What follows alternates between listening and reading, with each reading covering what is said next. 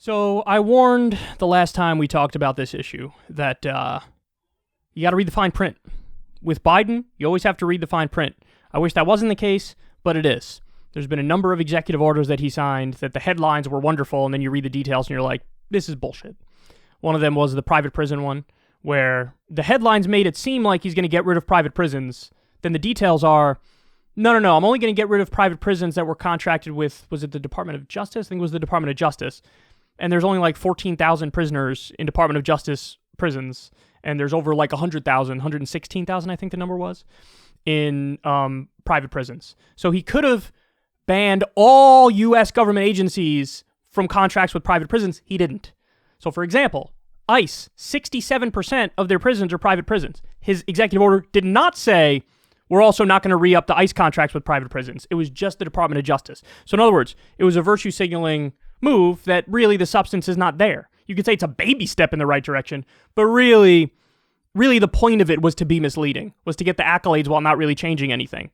Buy America executive order. Again, baby step in the right direction, but he didn't go all the way to say, no, products that the U.S. government buys need to be made in America. He just changed the rules a little bit to get a few more of the products that the U.S. government buys made in America. So again, I don't like this fact, but it is what it is, and I got to tell you guys the truth. A lot of these executive orders are weaselly, and, you know, they make it seem like we're going to do an amazing thing, and then it's like, well, not really. You didn't really do it. It was very weak. Well, now we get another example of something similar. Advocates cheered when President Biden announced an end to U.S. support for offensive military operations in Yemen, but questions are now being raised about what will actually change. The Pentagon has said it halted intelligence sharing related to offensive operations, but that it is also reviewing how best to implement the new policy. The Biden administration has also pointed to its suspension of two precision-guided bomb sales to Saudi Arabia approved late in the Trump administration. But the administration has also made clear it will continue defending Saudi Arabia from attacks, including after one this past week at an airport near the kingdom's border with Yemen that singed a civilian plane. And the Pentagon has previously characterized U.S. military support for Saudi Arabia, including intelligence sharing, as largely defensive. The question at hand now is what the administration will consider offensive support versus defensive. There's the trick. So originally, the headlines were like, we're not going to support Saudi Arabia and the genocide in Yemen anymore because it's wrong. Those are the original headlines. Now we get some more details. They say, we're still going to help Saudi Arabia, but we're going to make sure we're only going to help when it's defensive, not offensive. I'm supposed to trust you and your judgment on what's defensive and offensive. We're supposed to trust you on that. You're just going to do whatever you guys want to do, and you're going to say it's defensive in nature. I mean, they can make an argument that the whole thing has been defensive. They could say that. It's bullshit, but they could say that. They don't have to prove it. There's no enforcement mechanism here. So this is bullshit. Yet again, man. Yet again. They're being weaselly. Now, I want to be kind and fair. Is it possible there's going to be a net decrease in the number of, strikes that we help with or something? Possible, yeah, of course. But is that good enough? No, listen, these are life and death issues. There is no damning with faint praise crap here, okay? Saudi Arabia is committing a genocide in Yemen. The whole backstory is wild. You had the Houthis, the Shia Houthis, a militia, basically overthrow the Sunni government, which was more of a puppet of Saudi Arabia.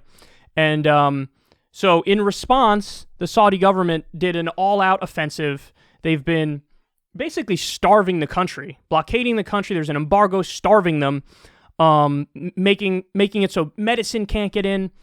It's a humanitarian catastrophe. And also, they've been very willy-nilly in how their bombing campaigns go. They end up killing lots of civilians. So there is no middle path. They're doing a genocide and killing civilians and starving people, but what if we help them slightly less with their genocide? And we're supposed to cheer that? We're supposed to be like, yay! No. The thing that has to be done is immediately cut off all weapon sales to Saudi Arabia. You kick them off the UN Human Rights Council immediately, and you try to find some way diplomatically to pressure them to stop doing a genocide in Yemen. Not like, we're going to stop helping them, but what I mean is we're only going to stop helping them if it's offensive. When it's defensive, we're going to keep helping them. Honestly, I would argue none of it's defensive. None of it's defensive. They're doing a war of aggression. A country that didn't attack them, was no threat to attack them. You know, there was internal affairs going on there, and they said, no, we want a Sunni leader, so we're going to try to topple the Shia government. And we're going to do whatever we have to do in the process. Starve people, keep medicine away from them. I mean, the numbers are ridiculous. And then, of course, listen, there have been reports on the ground of there'll be some bombing campaign and a bunch of civilians will die and people will see it was American-made weapons. That breeds resentment against the United States of America. Rightly so.